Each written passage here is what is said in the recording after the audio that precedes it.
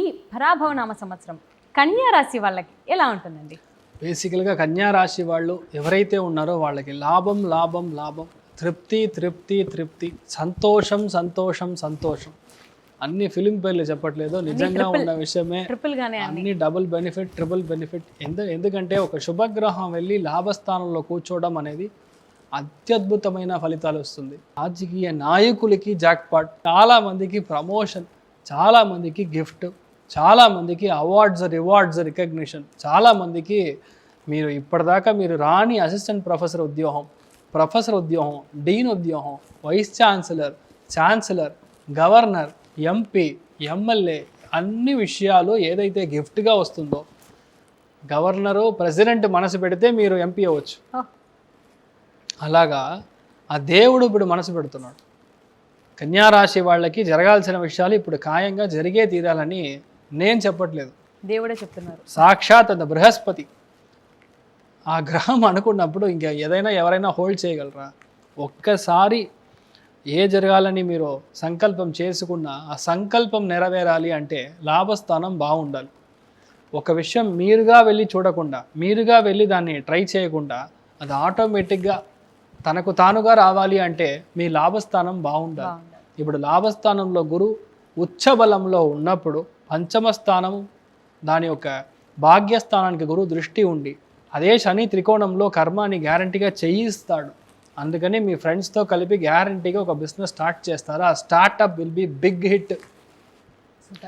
చాలామందికి as usual పెళ్ళి అవ్వడం, యాజ్ యూజువల్. ఎందుకని యాజ్ యూజువల్ అంటే లాభస్థానంలో గురువు వచ్చినప్పుడు మీకు ఏ లోటు ఉండదు, నో లోటు అని చెప్తే అది గురువు అక్కడ ఉండడం. నేను ఇప్పుడు ఒక రెఫరెన్స్ చెప్పాలి. రామాయణంలో రావణుడు తన కొడుకు జాతకంలో అన్ని గ్రహాలు లాభస్థానంలో ఉండేటట్టు ట్రై చేశాడంట. కానీ శని భగవాను, శని గ్రహం ఏం చేశాడంటే వీడి యొక్క వంకర్ టింకరి ఆలోచనలు చూసుకొని ఆ టైంకి కరెక్ట్గా ఆ పుట్టే సమయానికి శని 12వ గదికి వెళ్ళిపోయాడు. సో అందుకని లాభస్థానంలో ఉన్న ఎన్ని గ్రహం ఉన్నా శని పోయి 12వ స్థానంలో కూర్చోవడం, వ్యయస్థానంలో కూర్చోవడం అంతలో మంచి ఫలితం ఇవ్వదు. కానీ ఆ లాభస్థానంలో ఆ గ్రహం అక్కడ కూర్చోవడం వల్ల ఎంత మంచిది అని మనం ఎక్స్ప్లెయిన్ చేయడానికి నేను ఈ కన్యారాశి వాళ్ళకి అది రెఫరెన్స్గా చెప్తున్నాను. ఎందుకంటే ఈ టైం పీరియడ్ మీకు అంత బాగుంది. మీ లైఫ్లో ఏ లోటు లేకుండా ఈ పరాభవ నామ సంవత్సరం 100/100 రావడానికి ఛాన్స్ ఉంది. అన్ని విషయాల్లో సెంటం. కొంతమంది ఐపీఎస్ అవుతారు, కొంతమంది ఐఏఎస్ అవుతారు, కొంతమంది స్ట్రైట్గా చెప్పాలంటే ఫారిన్ సర్వీస్లో కూర్చుంటారు, కొంతమంది బ్యాంక్లో ప్రెసిడెంట్గా కూర్చుంటారు, కొంతమంది మెయిన్గా నీట్లో క్లియర్ చేసి ఎంబీబీఎస్ సీట్ మీకు దొరుకుతుంది, ఫ్రీ సీట్ దొరుకుతుంది. లాభస్థానం యాక్టివ్గా ఉంటే ఫ్రీ సీట్, భాగ్యస్థానం యాక్టివ్గా ఉంటే 5 లక్షలు, ఆరో భావం బాగుందంటే ఆల్మోస్ట్ 10 లక్షలు. ఇలాగ డివైడ్ చేయొచ్చు మనం. భావం పరంగా మనం ఎక్స్ప్లెయిన్ చేయొచ్చు. మీకు ఫ్రీ సీట్ రావడానికి ఛాన్స్ ఉంది. రెఫరెన్స్ మూల్యంగా ఒక సీట్ దొరకడానికి ఛాన్స్ ఉంది. మీరు ఏ అబ్బాయిని అయితే లవ్ చేస్తారో ఆ అబ్బాయి మీకు భర్తగా రావడానికి ఛాన్స్ ఉంది. ఏ అమ్మాయి మీకు కావాలని మీరు కోరుకుంటున్నారో సంకల్పం చేస్తున్నారు. నేను చెప్పేదంతా పెళ్ళి అవ్వని వాళ్ళకి, మన వాళ్ళు విచిత్రమైన మనుషులు కాదు, డిస్క్లైమర్. అందుకని వాళ్ళకి అదే అమ్మాయి దొరకడానికి ఛాన్స్ ఉంది. మనస్ఫూర్తిగా మీరు మంచి విషయాలు చేయాలని కోరుకున్నారంటే అది సంకల్పం నెరవేరే తీరుతుంది. Self respect almost 10 times increase అవుతుంది. చాలామంది చాలా తృప్తిగా ఉంటారు, మనసులో ఏ లోటు లేదు. అన్ని విషయాలు, ఆరోగ్యపరమైన విషయాలు కూడా చాలా బాగుంటుంది. మెయిన్గా నేను చెప్పేది ఏంటంటే పరాభవ నామ సంవత్సరం మీ ఫ్రెండ్స్ వల్ల, మీ ఎల్డర్స్ వల్ల, మీ అన్నయ్య వల్ల, మీ అక్క వల్ల చాలా మంచి విషయాలు జరుగుతుంది.